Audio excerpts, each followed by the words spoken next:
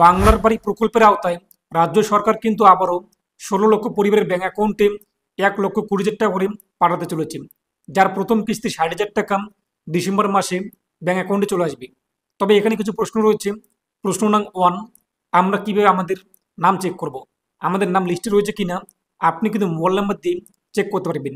এর পাশাপাশি আপনাদের যদি আধার কার্ডে মোবাইল নাম্বার লিঙ্ক না থাকে তাহলে কীভাবে আপনি ওটিপি ভেরিফিকেশন করবেন, এবং আপনাদের মোবাইলে মেসেজ আসেনি সেলফ ডিক্লারেশন যে ফর্মটি সাবমিট করতে হয় সেই মেসেজটি, তাহলে আপনি কিভাবে ফর্মটিকে সাবমিট করবেন।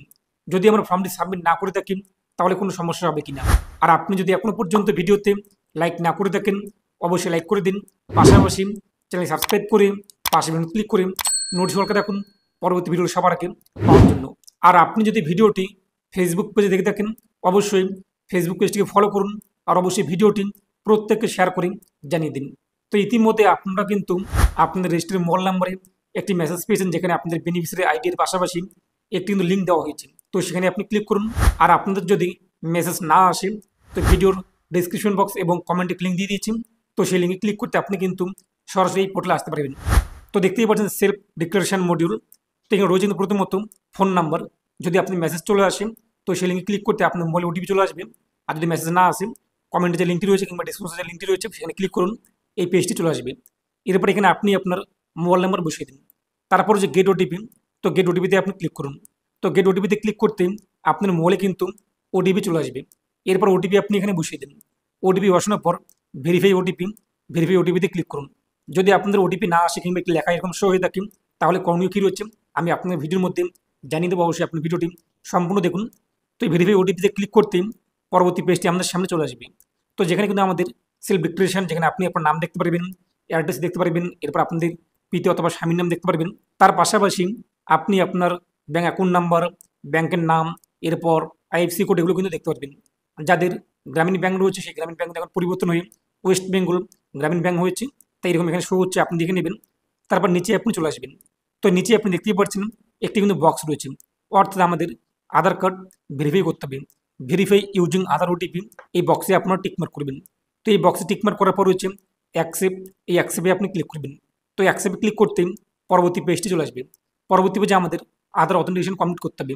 এই যে নিচের বক্সে টিকমার্ক করবেন, তারপর এখানে আপনি আপনার আধার কার্ড নাম্বার বসিয়ে দেবেন সেই উপভোক্তার। তারপর গেট ওটিপিতে ক্লিক করবেন।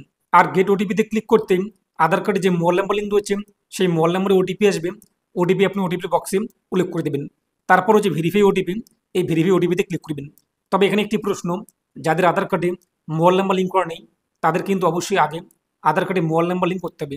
আর আধার কার্ডে মোবাইল নাম্বার লিঙ্ক করতে বেশি সময় লাগছে না এই মুহূর্তে, 1 ঘন্টার মধ্যে লিঙ্ক হয়ে যাচ্ছে, কিংবা সর্বোচ্চ 24 ঘন্টা অথবা অনেক ক্ষেত্রে 3 দিন অথবা 72 ঘন্টা লাগতে পারে। তবে 1 থেকে 2 ঘন্টা কিংবা 24 ঘন্টার মধ্যে কিন্তু লিঙ্ক হয়ে যায়।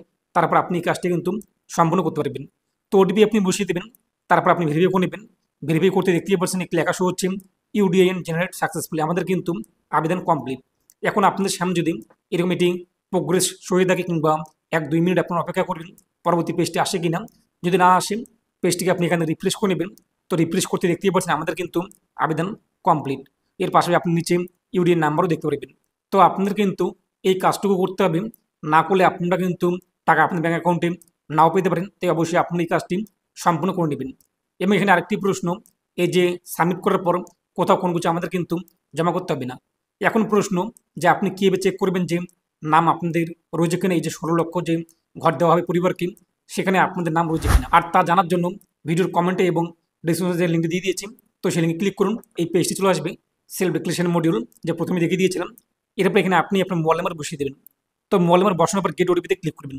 তো গেট ওটিপিতে ক্লিক করতে যদি এরকম লেখা সবাই যে বেনিফিশিয়ারি ফোন নং নট ফাউন্ড কিংবা এসএমএস নট সেন্ড, তাহলে বুঝতে হবে যে আপনাদের নাম কিংবা আপনাদের পরিবারের নাম এই লিস্টে নেই।